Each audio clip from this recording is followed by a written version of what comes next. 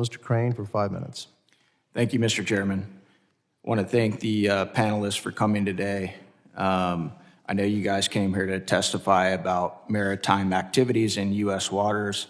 I also want to apologize to you guys for the rants you're hearing from my colleagues about anything but what you guys came here to testify. And I also want to point out the fact that the hypocrisy and the insanity coming from my colleagues on the other side of the aisle who created this problem when it comes to the border invasion, and now they're kicking and screaming that the Trump administration is actually trying to clean it up. So now back to what we're here to talk about. Rear Admiral Chamey, last year the U.S. Coast Guard intercepted a narco submarine in the Caribbean Sea, seizing over 1,200 pounds of cocaine valued at more than $54 million.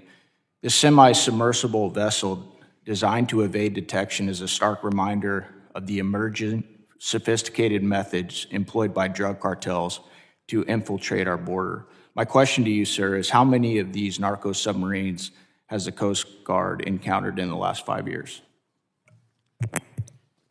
Good morning, Congressman.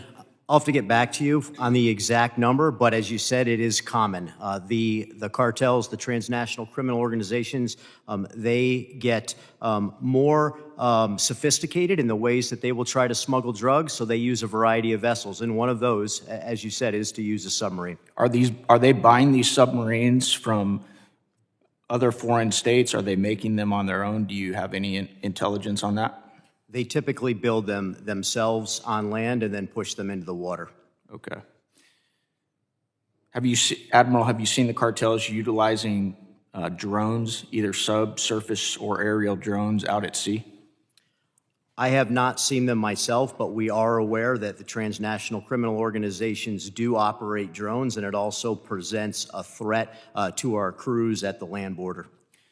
Admiral, what new technologies, unmanned underwater vehicles, sonar nets, or satellite tracking are being deployed to detect these types of narco submarines before they make it to our shores?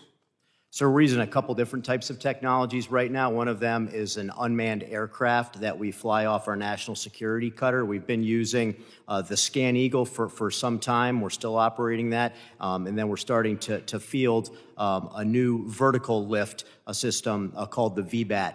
And what that enables us to do is get that up in the air for anywhere from 12 to 18 hours, longer than we could typically fly a manned aircraft. And these aircraft have sensors that provide us an increased ability to be able to detect what's on the water. Thank you. Mr. Miller, in your opening testimony, you talked about the increase in maritime interdictions.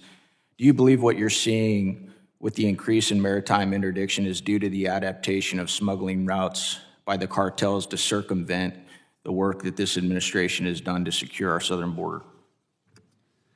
Thank you, Congressman. Yes, I do. We've certainly seen that in the Southern California AOR, where we've seen the biggest surge in maritime migrant smuggling activity, and we suspect that's primarily due to the difficulty to be smuggled across the land border. Okay, thank you. My next question is for the gentleman in uniform today. Have your organizations removed all DEI from training? I'll start with you, Admiral. Yes, sir, we are in full compliance with the President's executive orders. Mr. Miller? Yes, to my knowledge, Congressman. Is anyone in your organization that you're aware of in violation of President Trump's executive order on eliminating DEI? Not that I'm aware of, Congressman. Thank you. Ms. McLeod, I want to go to you real quick. Your recent GAO report released on May 14th highlighted the Coast Guard's loss of more enlisted service members than it recruited from fiscal years 2019 to 2023, leading to a shortfall of approximately 2,600 enlisted personnel in fiscal year 2024. In your reporting, ma'am, and investigation, what was the major cause of the loss of enlisted sailors within the Coast Guard? We found a number of reasons, some of them having to do with workforce challenges that the Coast Guard faces, such as the frequent moves, living in remote or in vacation areas that can be very high cost, access to health care, challenges with the missions a range of reasons. Thank you.